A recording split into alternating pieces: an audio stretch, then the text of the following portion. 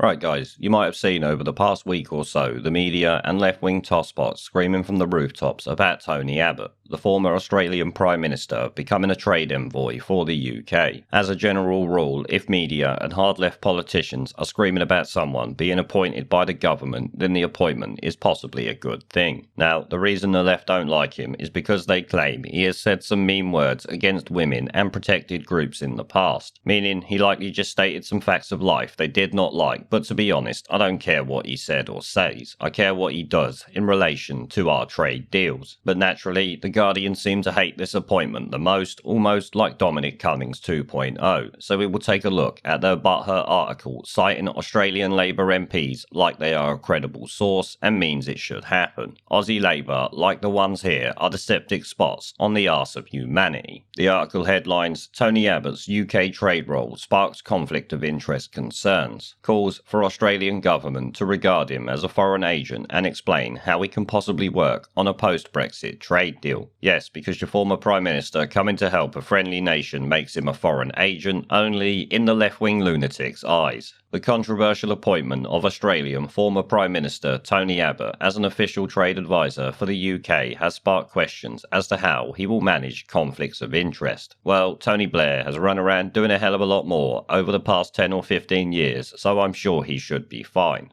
And let's be honest here, the controversial appointment only comes from the losers on the left and a few within the Tory party who are a remaining bunch of tosspots as we know. The UK government officially confirmed Abbott's appointment on Friday, defying a barrage of criticism over accusations of misogynistic and homophobic comments and his views on the climate emergency. Boris Johnson defended his appointment on Friday, saying, obviously I don't agree with them sentiments at all, but I don't agree with everyone who serves the government in an unpaid capacity on hundreds of boards across the country. Because obviously what he has said does not matter, his ability to do something is what really matters at the end of the day. And it is at least good to see Boris Johnson being semi-strong on that. What I would say about Tony Abbott is this is a guy who was elected by the great liberal democratic nation of Australia, which is not exactly very democratic at the moment. Have you seen what is going on down there with the lockdowns? The YouTube channel Bearing actually made a good video on it earlier, which is actually not the type of video he usually makes. He usually makes videos mocking the lunacy on the internet, not important, serious political subjects, but with what's going on there, he felt he had to, and I kind of agree with him. It looks like a bit of a shit show. But in Australia, parliamentarians have questioned whether Abbott's inside knowledge of the Liberal Party, which is part of the ruling coalition government and which he led as Prime Minister from 2013 to 2015, presented a conflict of interest in his new role. Which obviously, of course it doesn't. This is just a load of old bollocks sprung up by the opposition parties and left-wing losers to have a reason to attack the government. We see it almost every day now. And I do have to say, the government brings it on themselves by acting like a weak bunch of pussies. Mark Dreyfus, the Shadow Attorney General of the opposition Labour Party, said on Saturday, it is up to the Morrison government to explain how a former Liberal PM can now work for a foreign power advising on matters potentially in direct conflict with Australia's commercial interests. Yes, because him coming to work for an historical ally makes him a foreign agent, you complete and utter fucking idiots. What a bunch of complete losers these people actually are. He continued, how conflicts arising from Mr. Abbott's intimate knowledge of Australia's trading interests and strategies gained during his years as Minister and Prime Minister will be managed. Well, there are measures in place for this, as you will hear in a moment. This is not exactly a new thing, but of course, the screaming and shouting, Boris, Brexit and everything else, derangement syndrome has to come first. It is 2020 after all. Other parliamentarians went further. Rex Patrick, an independent senator from South Australia, labelled Abbott's appointment a disgrace and called for the former Prime Minister to be forced to register as a foreign agent under Australia's Foreign Influence Transparency Scheme. He said Abbott should be stripped of most of his travel and office allowance. Australian taxpayers shouldn't subsidise a foreign agent, Patrick said on social media, because obviously they always assume he's going to do everything in favour of the UK, not realising he is probably going to be furthering Australian interests as well.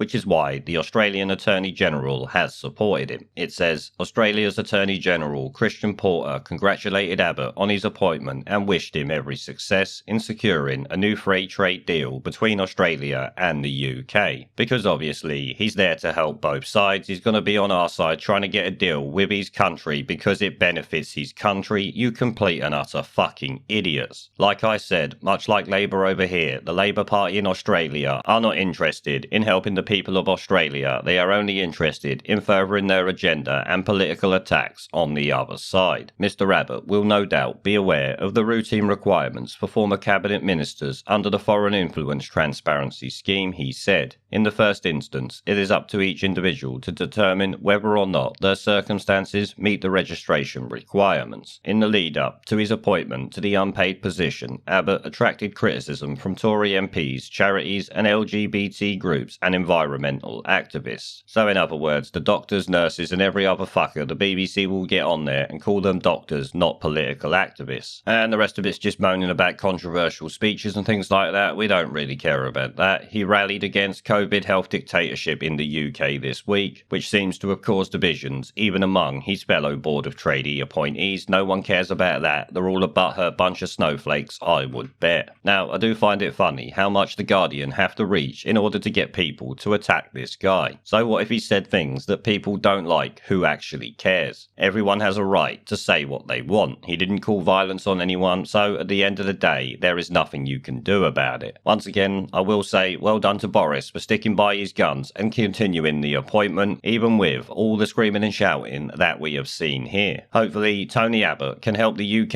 and Australia work out a good free trade deal after Brexit is done, so we can continue growing our nation and watching the EU crash and burn, which will obviously piss off the scumbags at The Guardian. It's kind of obvious it's all a load of old bollocks when you've got The Guardian citing opposition MPs over in Australia. That'd be like them citing Nicola Sturgeon or Ian Blackford over here. No one actually gives a toss. They are not relevant. We're off!